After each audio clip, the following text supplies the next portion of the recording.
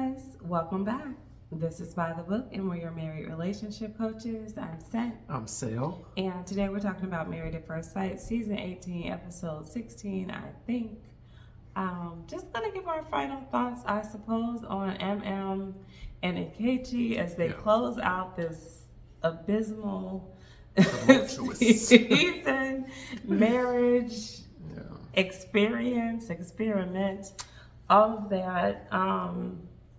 I guess my question in general is, how did you think the experts handled this final meeting? Once again, Ikechi is walking in dramatic fashion after the meeting has already started. I cannot tell you how irritating that is for me, for you not just to show up. I mean, and maybe at this point they asked her to show up in advance so they could have a few words with her, but just in general, that's his MO, so it makes it feel like that's just Ikechi's thing. Like, am I going to show up? Am I not going to show up? And then to show up in this semi-dramatic fashion. He's like, I don't know. A diva. Mm-hmm. Yeah, Ike is a diva, and I'm happy to see him go. Yeah. He's been tiring. For sure. It's like, man, you're too moody. A moody man is exhausting, and then to see him kind of like act out in the way he acts out, and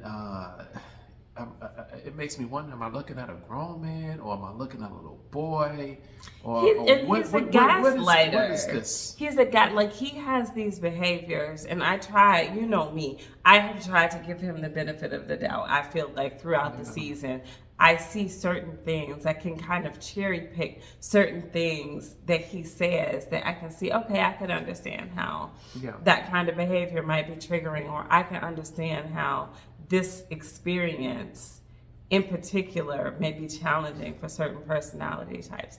I still can, but he's just not, in my opinion, a good person.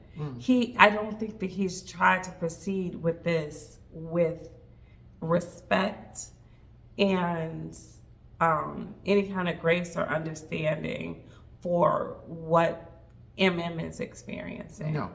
I think that he's dug in and finding a reason to hate her.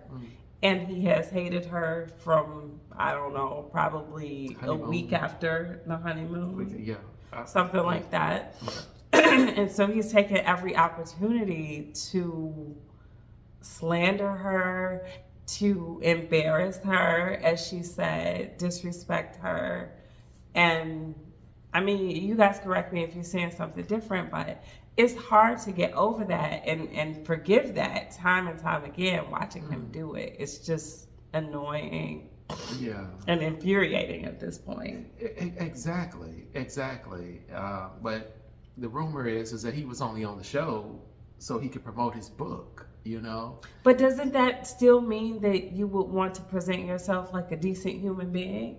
Because even if I came on to something with slightly ulterior motives, like, oh, hey, it would be great if I found my spouse during this process, but honestly, if I can get the exposure and, get my product out here or my book or, whatever it is, promote my restaurant, whatever it is, it doesn't mean you have to be a crap person. Yeah. You're a crap person because that's just who you are. Yes. Right? That's underlying this whole thing. But a lot of people are crap, but they don't see that they're crap. No, not enough people have called them out on their crap. They haven't had enough situations that go awry that make them feel like they actually have to look at themselves and change. And that seems like that's Ike. I think he's accustomed to being able to gaslight people because almost each and every opportunity that he had to reconcile with Emem, he kind of spun the situation where she's doing something wrong. For instance, when they had that situation where he hadn't spoken to her or responded to her text messages for weeks or a week. I mean, this is a short process, so maybe it was a week or something like that. when she wanted to, as they're trying to reconcile, when she wanted to bring it up as an actual issue, as a talking point, not necessarily, it's not like she was cussing him out or anything like that. She just wanted to talk about it, probably so they could reach a resolution. How do we stop this from happening again? Because this is hurtful behavior. Instead of him leaning into that and saying, you know what, you're right. This is how I felt. This is why I behaved that way. I will try, excuse me, guys, going forward to not react in that way. He didn't. He took that situation and said, see, this is you behaving like this again, and this is the problem, blah, blah, blah, blah.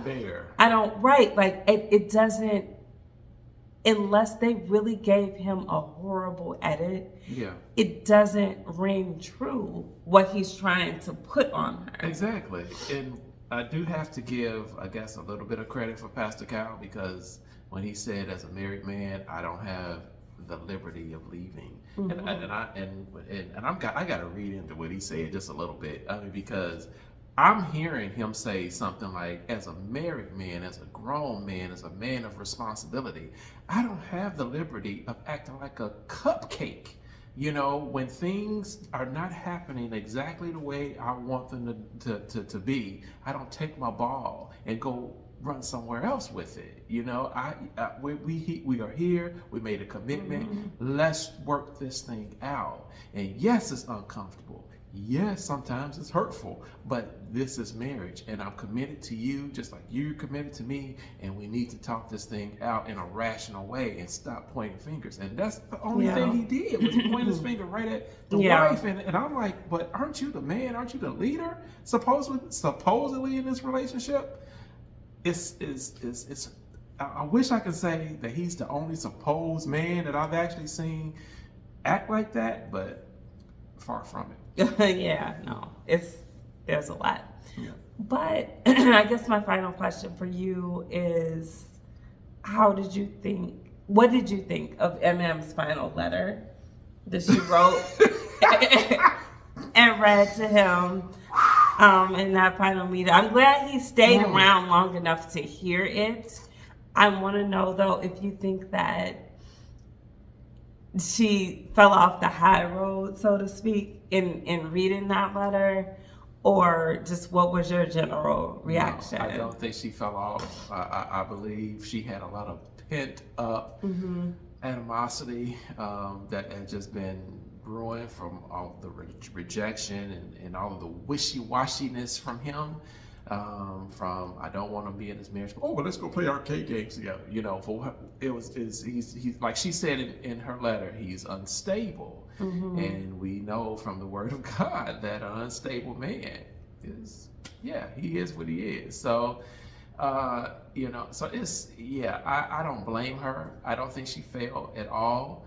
I think he put her through a lot, and she was taking it on the chin, and that letter was her saying, I'm not taking it anymore. I wonder if they edited some out, because it just felt like it was going to be much longer and robust than that, and maybe they just, hit the highlights. It was super shade for her to be like, here's a list of counselors. And dissolution paper instructions or whatever. That was funny. But she still had a lot of hurt. She read that with a lot of emotion. I felt like almost the entirety of the time she was holding back tears. I can't believe my voice is still doing this to me, guys. So I'm glad that she got out whatever she needed to get out. I'm not mad at her. I don't think she didn't take the high road. I still think she took the high road because she didn't say half the things a lot of us would have said. True. So I'm okay with it. You guys let me know. Worse. Even still, I mean, that's not even really that harsh. Yeah. She could have chose some. She's from Chicago. She could have strung it together. Okay, she could have strung it together. But my best line is somebody had to say it. I mean, because here, both of them are sitting in front of Pastor Cal, Dr. Pia, and Dr. Pepper, and none of them were going to say what needed to be said. And I think Pastor Cal was dancing around it a little bit. That's why I read into a little bit more of what he should have been saying. But she's right. Somebody had to say it, that he's a crap guy. He is. Sorry, you know. I wouldn't say that he's incorrigible. You know, I believe people can change, but they have to be properly motivated to. And I haven't seen that motivation come No, he's very self-righteous. from. That doesn't come, you don't change when you're in that self-righteous headspace. Yeah. So I don't see it happening, and he's 42, 43 years old. Sir, I need you to get yourself together. I feel like anybody who's seen this, like, he's going to be undateable for a while. He should be. If you fall into that trap, then you wanted to be in it because you see what he's about. Yeah. Hopefully, whoever he engages with, they have seen the show, or they would at least do a Google search, and then, you know, hey, get some tips from Michelle.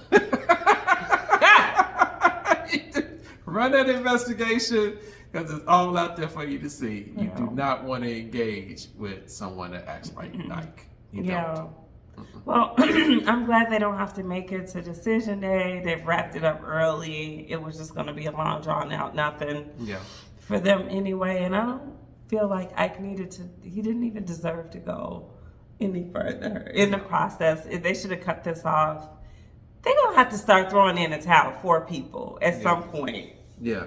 Because it's sometimes damaging. Exactly. Emem's going to have to really recover Yes. from having experienced this. Yeah, but yet they still sat down with the experts, and Pastor Cal still says, well, do you still want to remember? Yeah, that was like crazy.